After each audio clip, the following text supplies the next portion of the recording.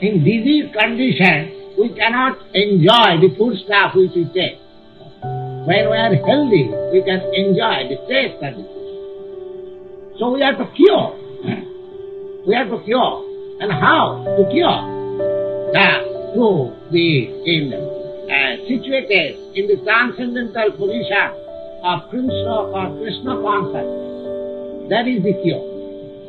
The Krishna advises here, anyone who is able to tolerate the urge of sense pleasure, so long this body is there will be urges for sense pleasure.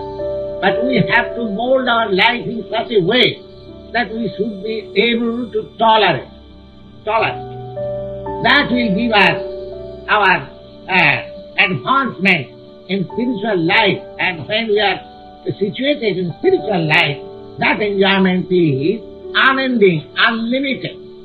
There is no end.